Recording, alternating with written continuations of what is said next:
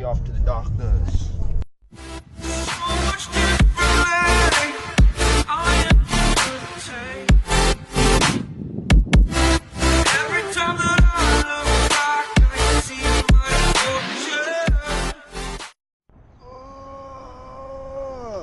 Okay, so we made it to the orthopedic doctor. We're gonna be talking about what's going down with my hand and wait, yeah? We're gonna be talking about what's going on with my hand and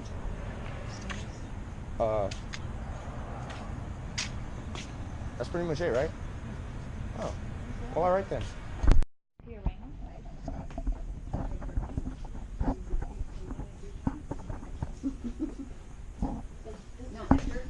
We did that last time. Everybody misses the first time. Can I just have you sign here? Okay. Hello guys, how you doing? Good. I gotta go.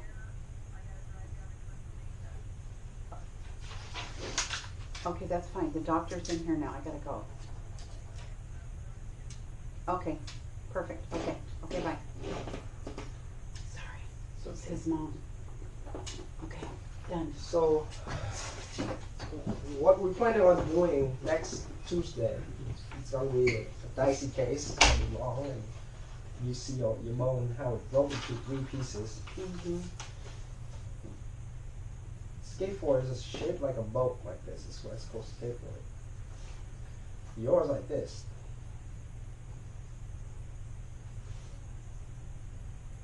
Yes. We saw that.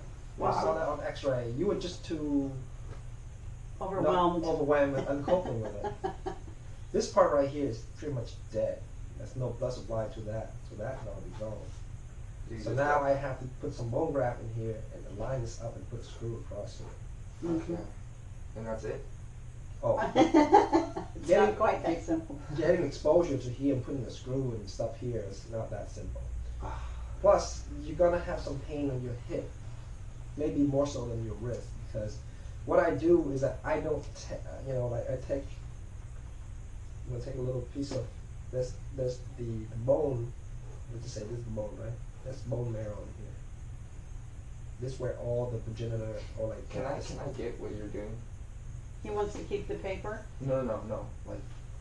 Like record it on the paper. Like what you're talking about. He might give you the paper. I'm gonna give you this paper. Your skin. Well, I mean, like, just like while it's going. This is how it's supposed to look. That's No. This is how it's supposed to look. It's a normal scaphoid. right, but it's I'm just drawing this here, right here, where there's bone that has 2 components to the bone. This is the cortex. And this is the medulla, where all the stem cells and bones, progenitor cells are here.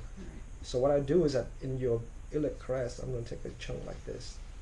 So this provides the stability to go here, and then the bone, the medulla will go in here to hopefully stimulate new bone formation here. And So this bone right here is supposed to be right here on my hand? right here. Oh. Mm-hmm. And then, See? oh, yeah. Where you have pain, that's the bone. Yeah. Right there. Okay, yeah, I felt This that. is the normal and bone. So that's what it looks like, This all is your on separated. X-ray, Yes. separate into 3 pieces. Wow. So this is gone. It's necrotic. There's no blood supply to this thing.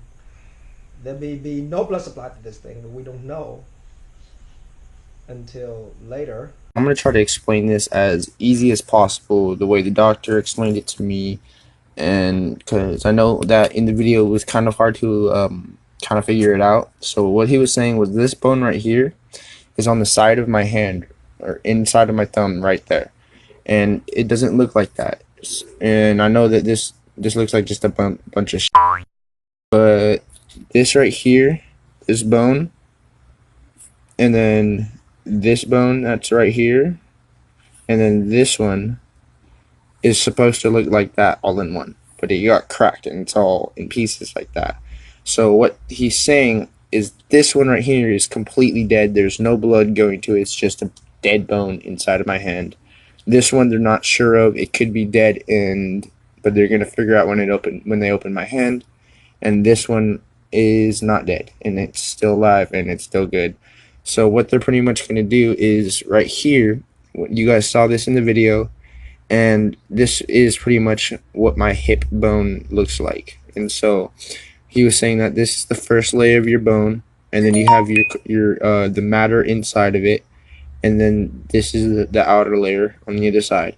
And so what they're pretty much going to do is cut a little hole into my skin, drill out this out of my hip, and then try to form these two back together. I'm sorry about this, a little bit of noise. I'm getting some notifications, but they're going to try to fuse these back together with the pin.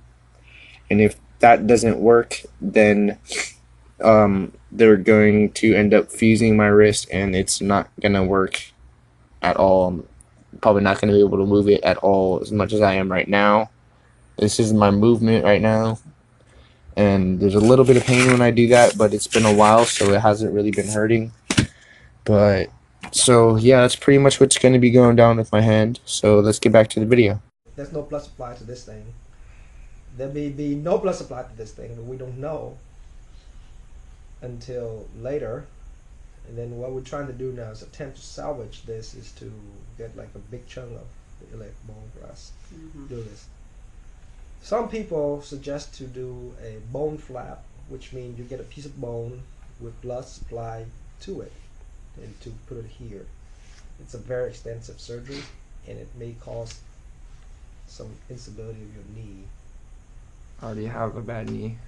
So Got hit by a car on this knee. So So that's the reason why I'm gonna do the iliac bone graft here. But that, if you heal well, we're done.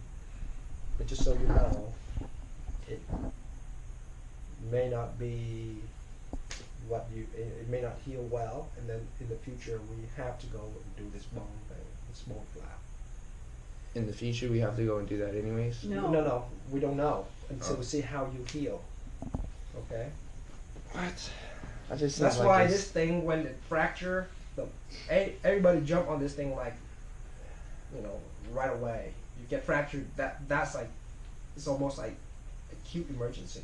Right. You've got to get this fixed right away. If you don't, what's gonna happen is that the rest of your wrist will develop arthritis. Because biomechanical property of this bone is very important. This allows for your wrist to have all kind of flexibility, do all kind of things. Without that, because of all kind of forces acting on it, and because it's broken, and all the other bones are getting, basically, the surface of the other bones are basically being destroyed. It's called arthritis, and it's called panarthritis, meaning the entire wrist will be arthritic. So the objective of doing this procedure, some people say they go in there, remove this whole thing, and fuse before the remaining bone of the wrist. You'll be doing this though, but you don't have a lot of flexibility. I can already kind of get it out. I'm just telling you. So this thing is we do this attempt. Just we're giving it a shot. See how it does. Okay, now continue to follow you, and then we'll see how it takes. So, This is on. how long is he going to be? Is he going to be in a cast? For like 3 months. 3 months. You're going to be in a splint for 1 week, and a cast for 3 months. Right. So for every, if you're going to be in a cast for actually 2 months, going to be in the cast for 2 months, and then 1 month of being in a removable splint, where you're going to get a lot of therapy while he's in the splints. Okay. It's a big deal. Bye YouTube channel.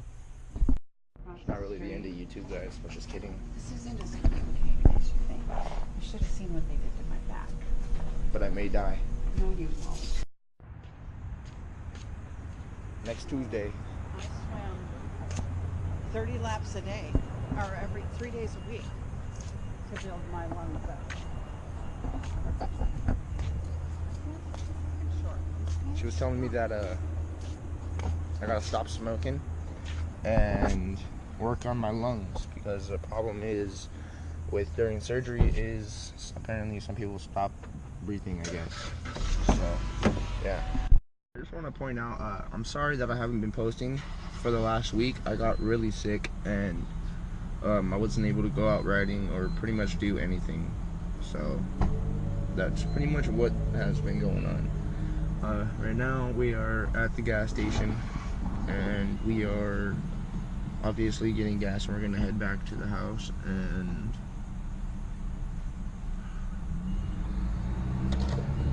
I can't believe, dude, my head hurts. I got food. Why me? Why me? What the hell did I do?